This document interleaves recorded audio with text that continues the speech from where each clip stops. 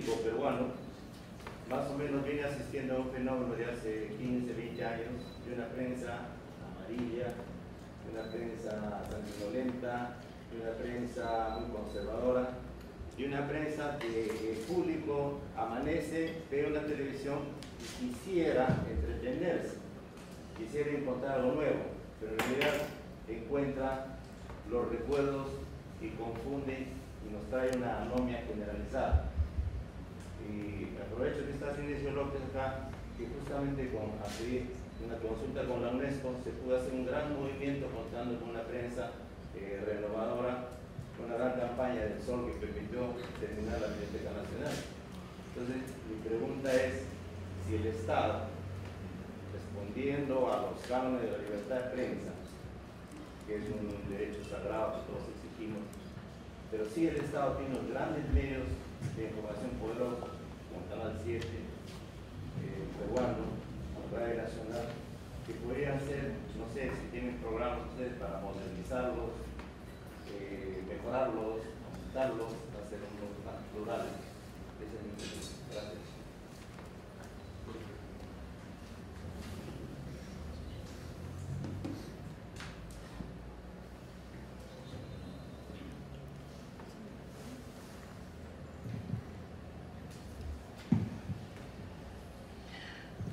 Bueno, yo lo que respondería ante la pregunta que acaba de formular Zabaleta es que efectivamente la libertad de expresión está garantizada por el gobierno, el presidente, el primer ministro, todos, digamos, tienen el máximo respeto por la libertad de expresión. Yo creo que en la campaña mismo es envidiable la posición que asumió el presidente de la República, cuando pese al cargamontón, digamos, que se le hacía, él sostenía que, bueno, ellos tienen derecho a expresar lo que piensan, pero que había que señalar que se habían puesto el polo naranja, ¿no? Y yo creo que esa es una posición impecable, ¿no? Pese a todo, digamos, a la agresiva contracampaña contra el presidente. Yo creo que eso se mantiene en el gobierno, ese respeto, más allá de lo que piensen, de lo que digan, en fin, ellos tienen total derecho a expresarlo.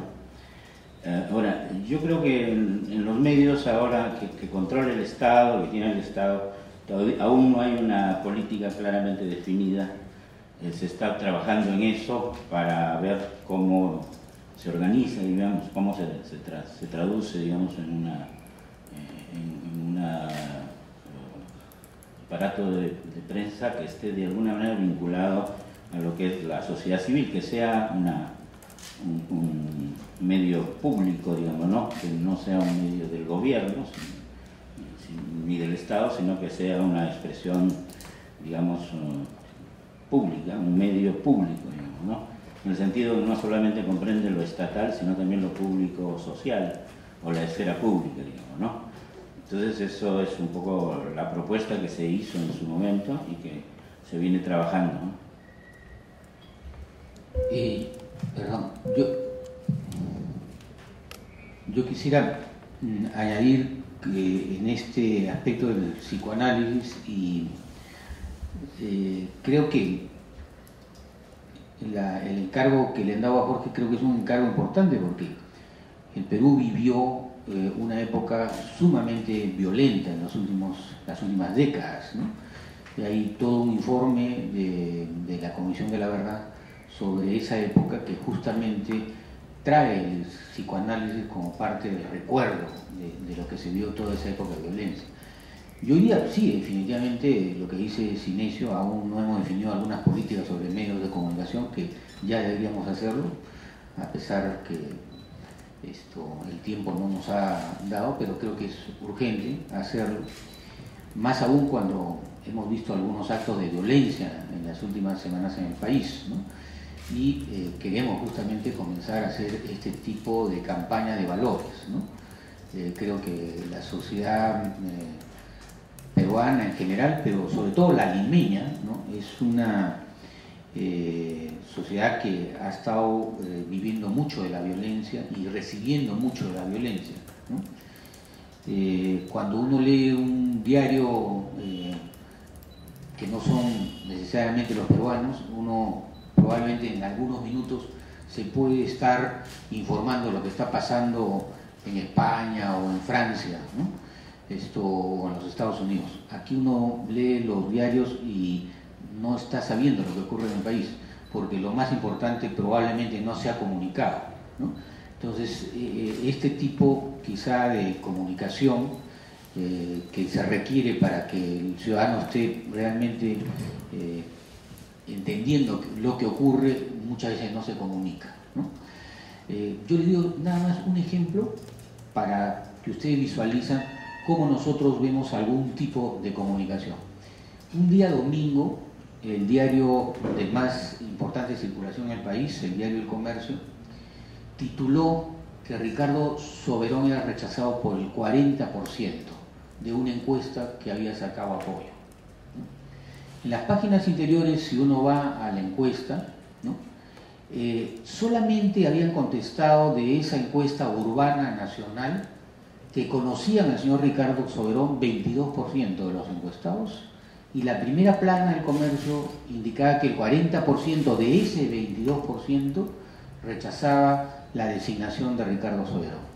Sin embargo, esa misma encuesta, en esa misma página interior, ¿no?, indicaba que el presidente Ollanta Humala, del que lo conoce el 98% que es el presidente de la República, aumentaba 10 puntos desde el mes de agosto al mes de septiembre, de 55% a 65%. Y eso no estaba en el titular. No sé si es alguna forma de informar que creemos que es mezquina. Un presidente de la República que inicia un gobierno con toda la campaña mediática que ha tenido durante 6 años, aumenta 10 puntos y no es utilizado un titular del diario de mayor circulación del país.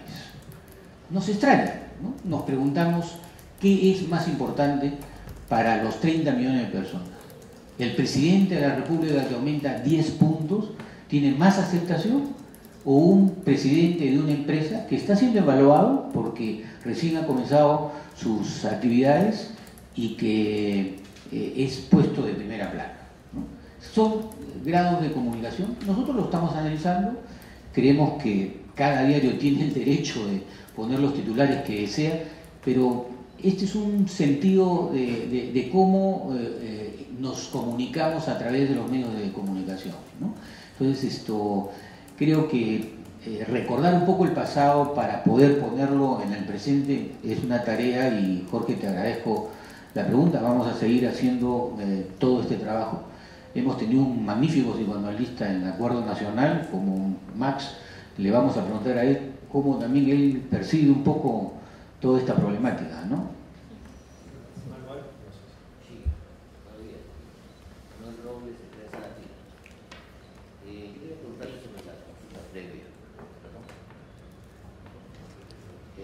Quería preguntarle sobre la consulta previa. Dos puntos.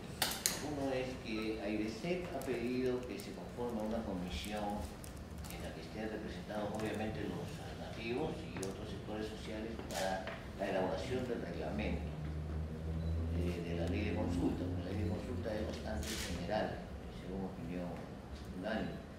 Y por otra parte, el viceministro de Interculturalidad ha dicho que la consulta tiene que aplicarse inclusive a todos los proyectos que se han puesto en marcha sin consulta después de que se aprobó la convención de OIT que establece la obligatoriedad de consulta, siendo que la Constitución determina la constitución automática de ley interna de los acuerdos internacionales.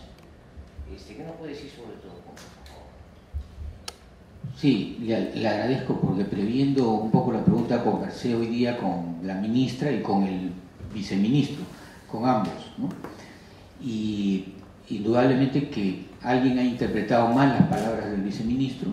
La ley no puede aplicarse retroactivamente a los proyectos ya de desarrollo que se encuentran aprobados por impacto ambiental y por todos los pasos necesarios que ha habido en el país.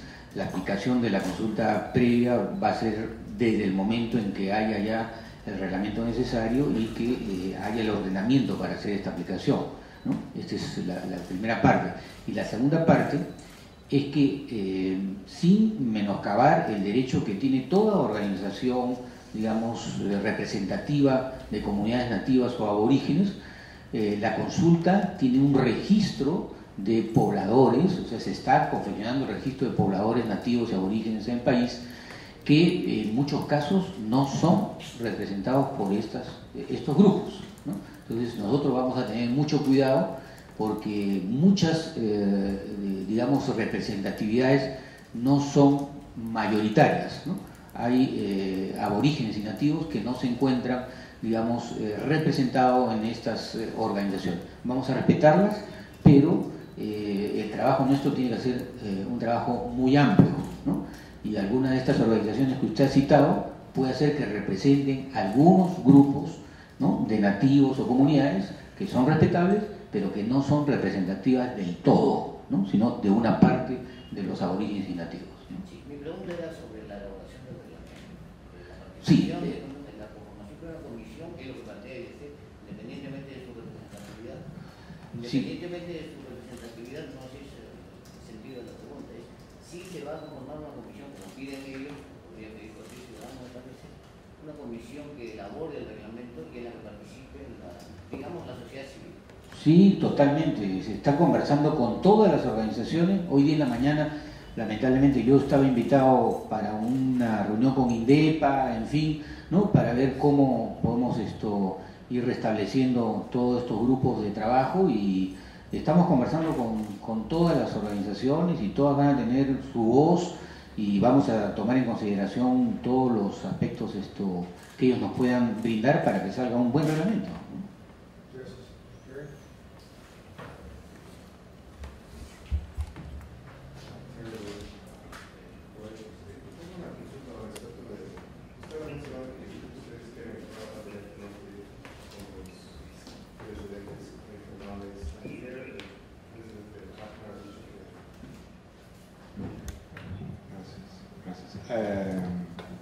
El presidente Tacna ha dicho que la región entraría en un paro el lunes y ellos exigen que la licencia, que el gobierno de ustedes cancela la licencia de agua para sal en Perú, ¿no? Que implicaría que las minas de Toquepala y Cajones estarían afectadas.